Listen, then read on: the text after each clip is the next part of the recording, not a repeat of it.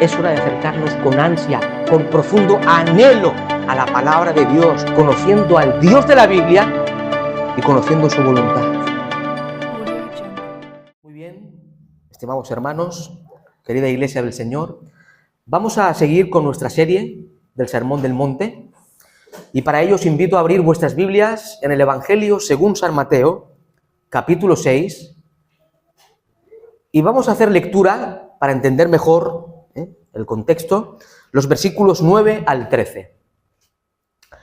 Evangelio según San Mateo, capítulo 6, versículos 9 al 13. Dice así la santa palabra de Dios.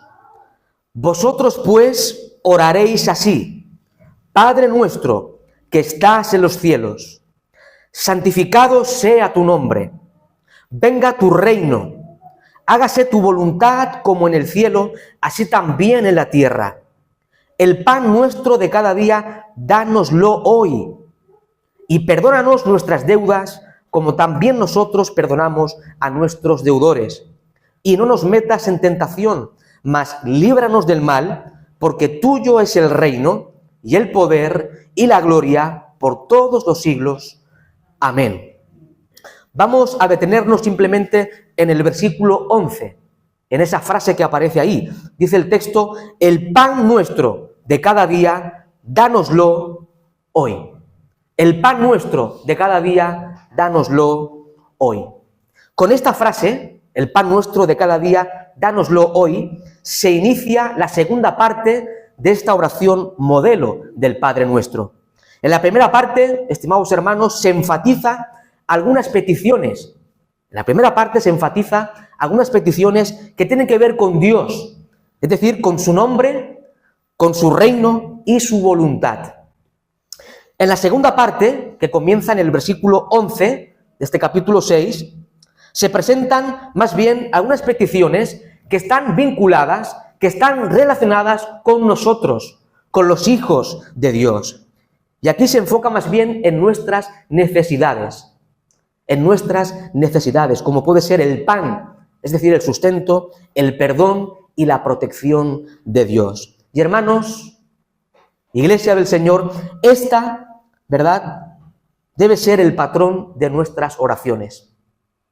Este debe ser el patrón, el hilo que dirija nuestras oraciones. Ya hemos dicho muchas veces a lo largo de esta serie que no tenemos por qué repetir tal cual la oración del Padre Nuestro, como si fuese una especie de recital o como si fuese una especie de oración litúrgica y mecánica. No hace falta, aunque si uno la quiere orar, lo puede hacer, es lícito, es bueno. Pero hermanos, esta oración del Padre Nuestro es una oración modelo, Y hermanos, hermanas, esta oración nos enseña, nos muestra cómo debemos orar a Dios, cómo debemos dirigirnos a nuestro Padre Celestial. Y por tanto, nuestras oraciones, tus oraciones diarias, deberían reflejar este orden, este patrón, este contenido. Hoy en día, si analizamos un poco las oraciones que se hacen a nivel general, en el seno del cristianismo evangélico, veremos rápidamente que muchos cristianos, o mejor dicho, muchas oraciones de muchos cristianos están enfocadas meramente en las necesidades, ¿sí? Están enfocadas en las necesidades, están enfocadas en los deseos personales, en peticiones personales, están centradas en el hombre, en nosotros. Pero hermanos, si analizamos, si observamos, si estudiamos cuidadosamente esta oración modelo, veremos que se enfoca primeramente en Dios y su gloria, no en nosotros, no en tus necesidades, no en tus deseos, no en tus peticiones. Está primeramente enfocada y centrada en Dios y su gloria. En nuestras oraciones, hermanos, primeramente debemos exaltar, debemos glorificar a Dios, debemos expresar con un corazón sincero que sea hecha su perfecta voluntad en nuestras vidas y que su reino avance y se extienda en este mundo. Ahora bien, después de centrarnos en Dios, en su reino, en su nombre y en su voluntad, ahora sí, Ahora sí podemos pedir a nuestro Padre Celestial por nuestro sustento diario. Por aquí, hermanos, aprendemos que Dios, su nombre, su reino, su voluntad, su gloria, deben ser el centro. Oiga bien, deben ser el centro, lo prioritario de nuestras oraciones y no tanto nosotros. Estamos muy enfocados en nosotros, en el hombre. Hermanos, la gloria la merece el Rey de Reyes. Debemos enfocarnos en Dios. Nuestras oraciones deben ser teocéntricas. Dios debe ser el centro. Dios debe ser el núcleo. Y después nosotros pedir a Dios por nuestro sustento diario. Hay muchos cristianos que oran, solamente se acercan a Dios, ¿para qué? Para pedir cosas.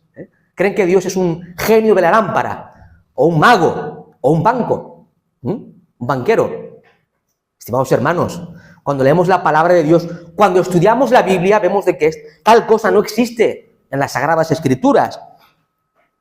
Hay quienes piden un mejor trabajo, un mejor coche, una mejor casa, porque la que tienen no le gusta. Pero no tienen como prioridad a Dios, no tienen como prioridad la extensión del reino de Dios, no tienen como prioridad Dios y su gloria. Y hermanos, si Dios y su gloria no es nuestra prioridad en nuestras oraciones, estamos pecando contra Dios, estamos cometiendo idolatría, nos estamos enfocando en nosotros mismos, en lugar del Creador, de nuestro Dios, de nuestro Señor. El pan nuestro de cada día, dánoslo hoy. Ahora, ¿qué significa esta frase, esta expresión que aparentemente es muy sencilla, ¿verdad?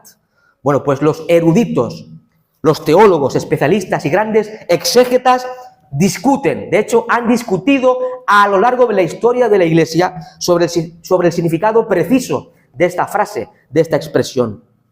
Algunos teólogos y pensadores cristianos ya en tiempos post-apostólicos, a partir del siglo II, siglo III de la era cristiana, al principio del naciente cristianismo, algunos dieron una interpretación espiritualizada de este texto, una interpretación alegórica de esta expresión. Por ejemplo, Orígenes de Alejandría, un teólogo del siglo III de la era cristiana, él interpretaba el pan como una referencia a la palabra de Dios.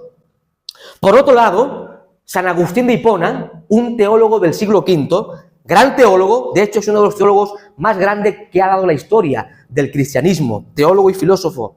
Este hombre, Agustín de Hipona, interpretaba el pan nuestro como una referencia a la Eucaristía, a la cena del Señor. Pero hermanos, hermanas, no tenemos que por qué espiritualizar el texto, no tenemos que por qué alegorizar las Sagradas Escrituras. De hecho, la Biblia debe interpretarse de una forma normal, de una forma literal. Y hermanos, haciendo una interpretación literal y normal del texto sagrado, llegamos a la conclusión de que el texto habla del pan de harina, el pan que tiene que ver no solamente con el pan, sino con el sustento que solo Dios puede darnos en su bondad infinita. Al estudiar esta frase de la palabra de Dios, aprendemos que hay algunos extremos que debemos evitar como discípulos de Jesús. Debemos evitar la austeridad injustificada o la vida ascética. Por otro lado, tenemos que evitar el consumismo, el materialismo. Algunos cristianos piensan como los monjes de la Edad Media, que se encerraban en castillos y vivían de una forma ascética, en austeridad, se privaban de todo. Y este pensamiento permea en algunos cristianos. Algunos cristianos creen que carecer de todo te hace más santo, te hace más humilde y te hace más cristiano. Pero hermanos, algunos van por la vida casi que descalzos, van por la vida con ropas rotas y desgastadas. Pero hermanos, esto no lo enseña la Sagrada Escritura, no tiene ninguna base en la palabra de Dios. Esta austeridad, este ascetismo, no tiene base en la palabra de Dios. ¿Dónde dice la Biblia que debemos ir así? O carecer de todo. No está en la Escritura. Por otro lado, hermanos, debemos evitar despilfarrar el dinero en cosas que no son necesarias para nuestro sustento. Debemos evitar el consumismo, consumir por consumir, gastar dinero a lo loco. Debemos evitar el materialismo que caracteriza a esta sociedad impía, caída y corrompida por el pecado.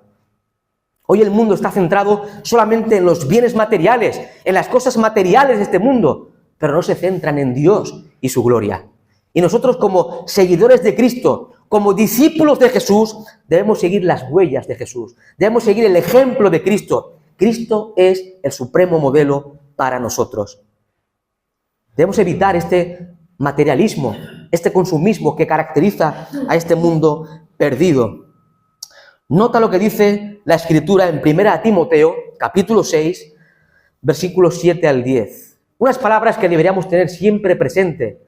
1 Timoteo, capítulo 6, versículos 7 en adelante. Dice así el texto sagrado: porque nada hemos traído a este mundo, y sin duda nada podremos sacar. Así que teniendo sustento y abrigo, estemos contentos con esto. Porque los que quieren enriquecerse caen en tentación y lazo, y en muchas codicias necias y dañosas, que hunden a los hombres, ¿en qué? En destrucción y perdición. Porque raíz de todos los males es el amor al dinero. Hermanos, tenemos sustento, tenemos abrigo, ¿verdad? Todos. Estemos contentos con esto. Estemos agradecidos al Señor. Estemos gozosos por lo que tenemos, porque viene de la mano amorosa de nuestro Padre Celestial. Por otro lado, existe una falsa doctrina que circula por el mundo llamado evangélico, aunque no tiene nada que ver con el evangelio bíblico. Es la doctrina conocida como el evangelio de la prosperidad. La falsa doctrina del evangelio de la prosperidad. Esta idea antibíblica enseña que un cristiano, que un hijo de Dios, debe ser rico materialmente, debe tener mucho dinero, muchas casas, muchos bienes materiales y mucha salud, nunca caer enfermo. Hermanos, como diría el apóstol Pablo, esta es una doctrina de demonios. Es una doctrina de demonios. Dios no te ha prometido enriquecerte materialmente. Dios, tu Padre Celestial, sí te ha prometido proveerte de lo necesario. Dios, tu Padre Celestial, es tu proveedor. Él es tu proveedor. Esta petición, hermanos, está muy relacionada con lo que se expresa en el libro de Proverbios. Abra su Biblia en el libro de los Proverbios, en el capítulo 30. Proverbios, capítulo 30, versículos 8 y 9. La segunda parte del versículo 8 leemos así. Proverbios, capítulo 30, versículos 8 y 9. Dice así el texto bíblico: no me des pobreza ni riquezas, manténme del pan necesario, no sea que me sacie y te niegue, y diga, ¿quién es Jehová? O que siendo pobre, hurte y blasfeme el nombre de mi Dios. Qué oración, qué petición más equilibrada, estimados hermanos. Y está vinculada con lo que se enseña en el Padre Nuestro.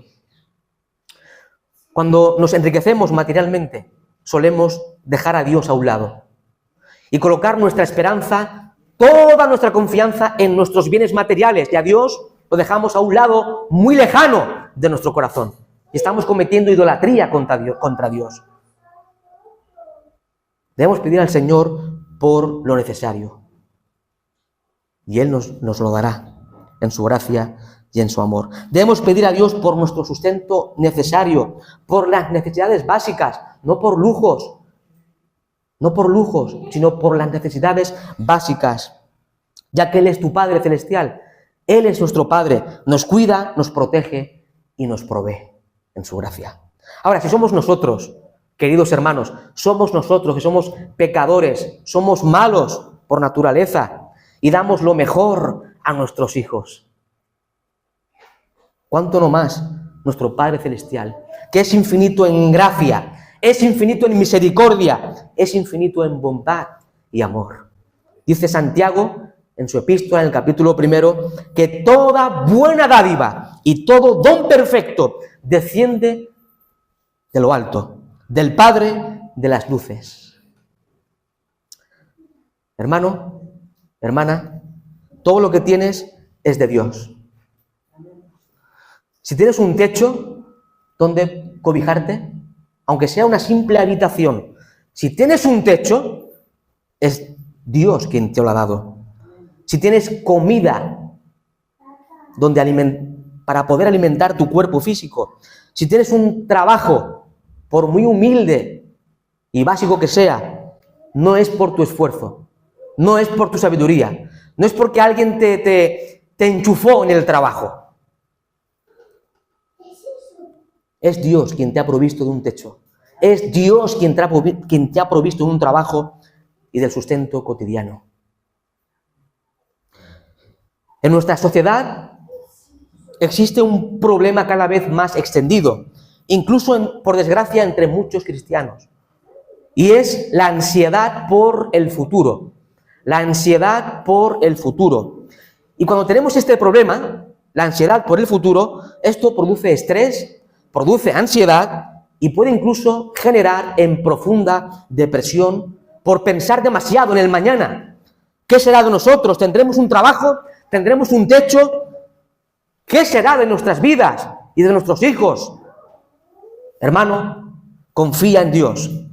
Dios, tu Padre Celestial, te va a dar el sustento cotidiano. Dice un autor lo siguiente: el Padre del cielo conoce personal y definitivamente cuáles son las necesidades de sus hijos y hará provisión para el sustento cotidiano de cada uno de ellos. ¡Gloria a Dios!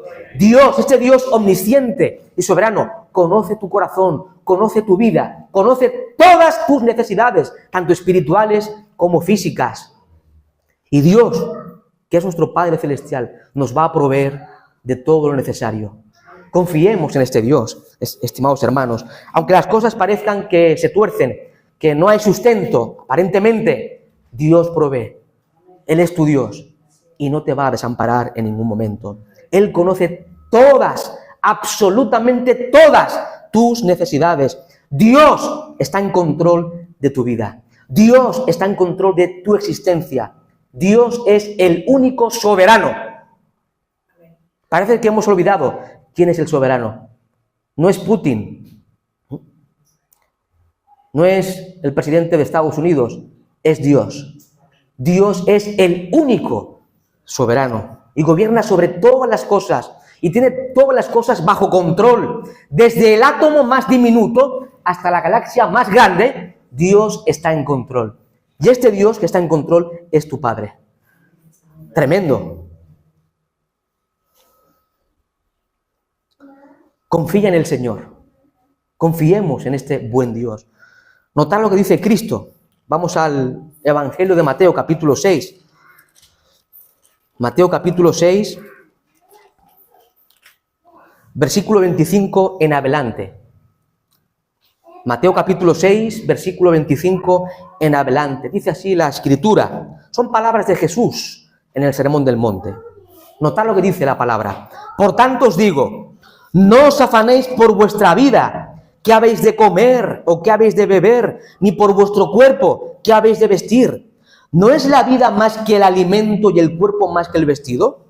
Mirad las aves del cielo, que no siembran ni siegan, ni recogen en graneros, y vuestro Padre Celestial las alimenta. ¿No valéis vosotros mucho más que ellas? ¿Y quién de vosotros podrá, por mucho que se afane, añadir a su estatura un codo? Y por el vestido, ¿por qué os afanáis? Considerad los lirios del campo, cómo crecen, no trabajan ni hilan, pero os digo que ni aun Salomón, con toda su gloria, se vistió así como uno de ellos. Y la hierba del campo, que hoy es y mañana se echa en el horno, ¿Dios la viste así? ¿No hará mucho más a vosotros, hombres de poca fe? No os afanéis, pues, diciendo, ¿qué comeremos? ¿O qué beberemos? ¿O qué vestiremos?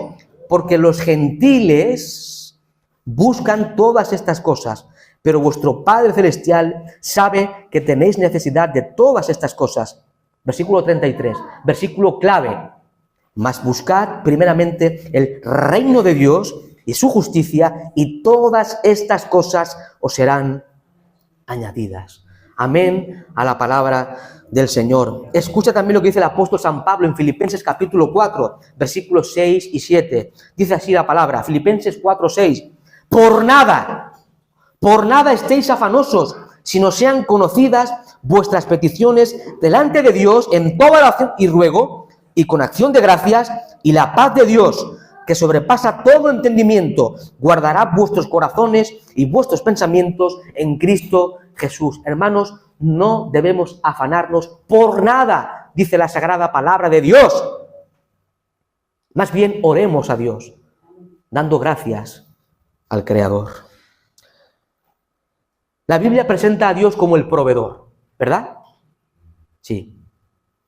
Ahora, cuando estudiamos la providencia de Dios, los teólogos hablan de una providencia general de Dios. Una providencia general de Dios que se extiende a todo el universo, a toda la creación y a todas las criaturas, incluyendo al hombre impío. Hermanos queridos, el universo, este universo tan bello, este universo tan vasto y tan grande que los científicos conocen muy poquito de este vasto universo. Este universo se sostiene por la palabra de Cristo. Lo dice la Biblia en Hebreos capítulo 1. Por la palabra de Cristo se sostienen todas las cosas. Dios conserva, Dios preserva, Dios sustenta el cosmos, el universo. Incluso Dios se esmera, por decirlo así, en dar alimento a los animales. Vamos a la Biblia. Abra su Biblia en el libro de los Salmos, Salmo 104.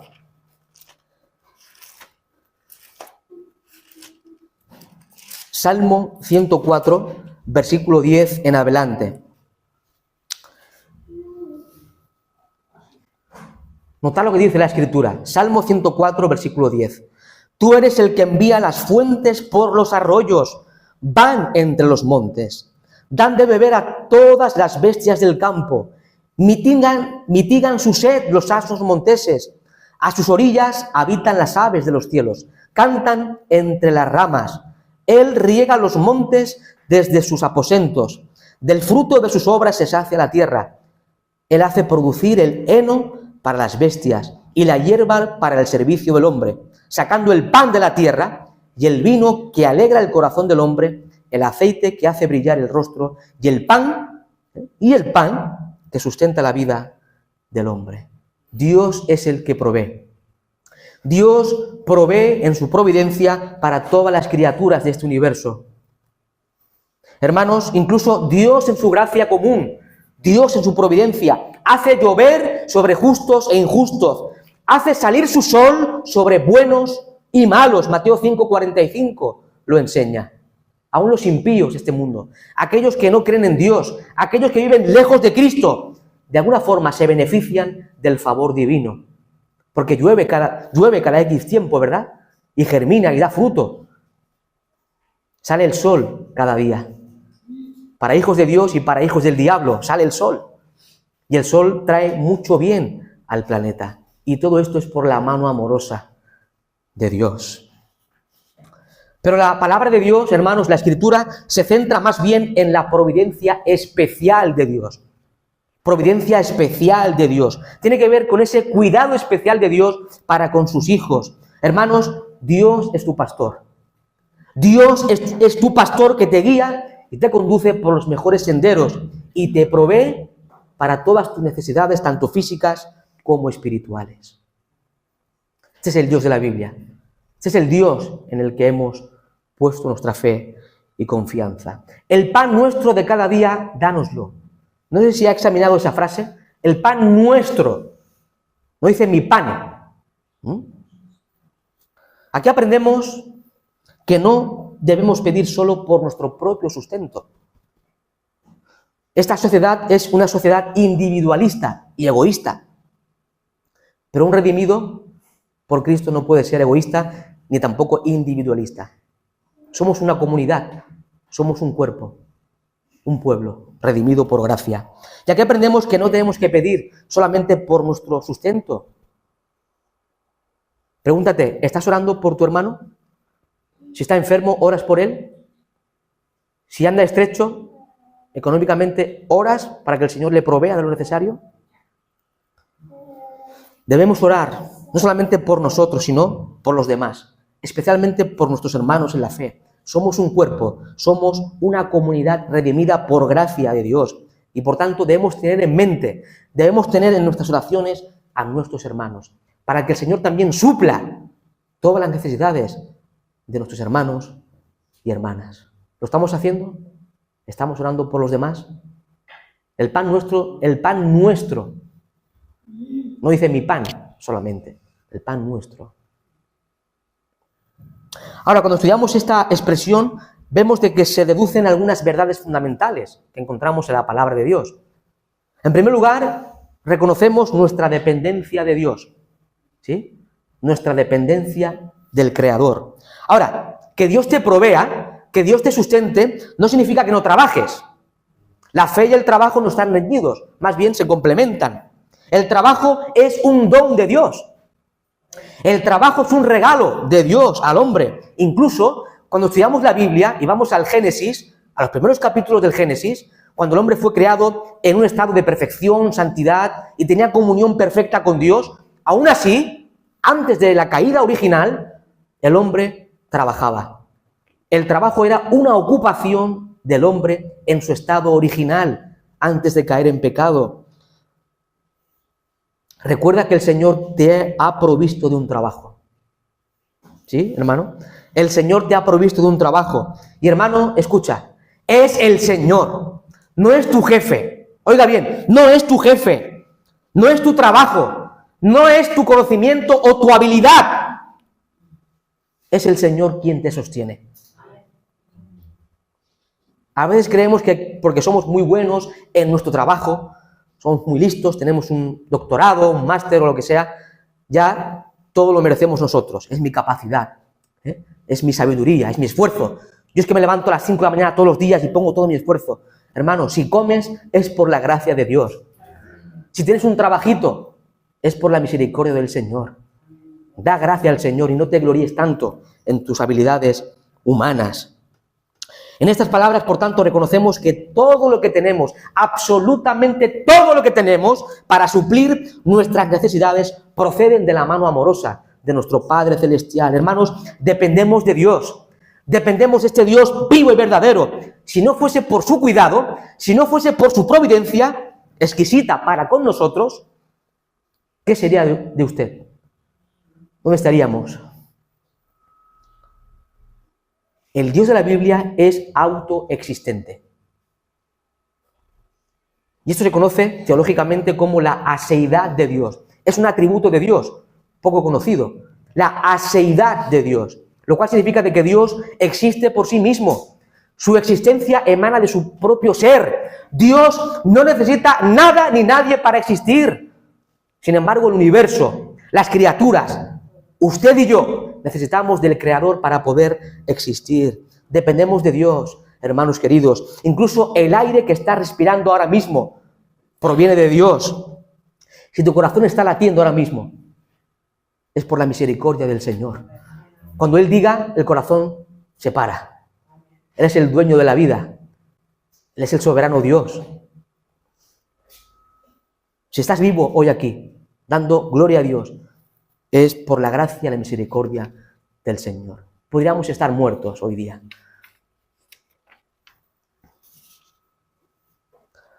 En esta oración también encontramos una actitud de confianza total en el Señor. Debemos pedir a Dios por el sustento cotidiano, confiando en que Él nos va a dar lo que necesitamos. Ahora, hermano, pregúntate en esta mañana, ¿estás confiando en tu Padre Celestial? ¿Estás confiando en Dios? ¿Estás descansando en Él? Quizás estás poniendo tu confianza en tu propia fuerza, en tus bienes, en tus habilidades, en tu contrato fijo. ¿Sí? Me han hecho un contrato fijo. Ya tengo la felicidad de la tierra, ¿no? Muchos dicen. Hermanos, déjame decirte algo muy importante. Nada en este mundo es fijo. Oiga bien, nada en este mundo es fijo. Puedes tener un trabajo fijo, como ascienda un jefe que no es el que tienes ahora, te puede despedir en cualquier momento. Te quedaste sin trabajo. Puedes tener una casa pagada, la hipoteca, se puede incendiar, te quedaste sin techo. Puedes tener un coche de lujo, te lo pueden robar y destrozar y te quedaste sin coche. Tienes vida física, puedes morir en cualquier momento. Nada es seguro en este mundo, solamente las promesas inmutables de Dios son seguras y eternas. Todas las promesas de Dios son sí y amén en Cristo Jesús. Es lo único que permanece eternamente, Dios y sus promesas. Aférrate a Dios, aférrate a las promesas de Dios. No te aferres en lo que tienes, lo puedes perder en cualquier momento. Dependemos de Dios. Debemos confiar absolutamente en Dios, no en nosotros, sino en Dios. En tercer lugar, hermanos queridos, en esta expresión, el pan nuestro de cada día, dánoslo hoy, aprendemos o podemos ver la fidelidad de Dios. La fidelidad de Dios. Cuando leemos la Biblia, cuando leemos la palabra de Dios, observamos rápidamente a lo largo de ella, a lo largo de toda la historia de la salvación, que Dios ha sido fiel. Dios ha sido fiel y Dios permanecerá eternamente fiel. ¿Recuerdas la historia del pueblo hebreo?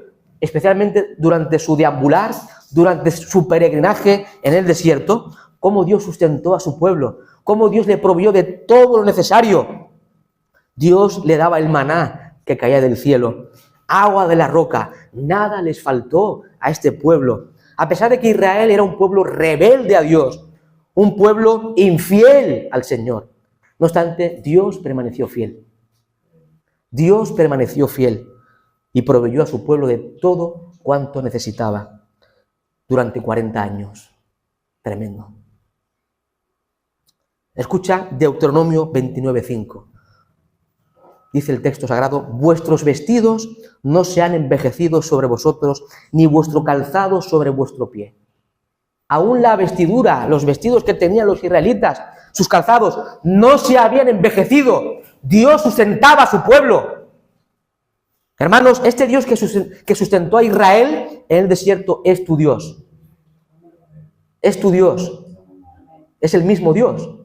Dios no cambia, es el mismo eternamente. Un Dios fiel. Hermanos, el Dios que tenemos es un Dios fiel. Siempre fiel. Que no te desampara bajo ninguna circunstancia. Puede ser que estés pasando por momentos difíciles en tu vida personal, conflictos, estrechez, pero escucha la Biblia. Salmo 37:25. Dice la Escritura: joven fui y he envejecido, y no he visto justo desamparado, ni su descendencia que mendigue pan. Ahí vemos la fidelidad de Dios. Una fidelidad que es de eternidad a eternidad. Dios nunca te ha dejado. Y creo que si pasamos todos al frente, todos daremos testimonio de cómo Dios nos ha sostenido, a pesar de los momentos difíciles que hemos vivido en nuestras vidas a lo largo de nuestro caminar con Cristo. Pero tu buen pastor, que es Cristo, te ha sostenido, te ha guiado hasta el día de hoy. Y hoy podemos decir: Ebenezer. Hasta aquí nos ayudó el Señor. Hermano, hermana, no te preocupes tanto. A ver, es cierto que tenemos que preocuparnos. No podemos estar ahí tampoco ociosos y que el Señor provea literalmente del cielo. No, hay que trabajar, hay que estar preocupados por las cosas que tenemos, que Dios nos ha dado. Pero no tenemos que estar tan preocupados como el mundo está preocupado. Tan afanados como el mundo se afana. No te afanes por el mañana. No te preocupes demasiado por el mañana. Los impíos sí se preocupan de todas las cosas. Se afanan por lo material, creyendo de que todo es por su esfuerzo personal. Pero hermanos, iglesia, un hijo de Dios debe preocuparse, ¿sabes de qué? De agradar a Dios, de vivir en santidad, de vivir para la gloria de Dios, de buscar el reino y su justicia.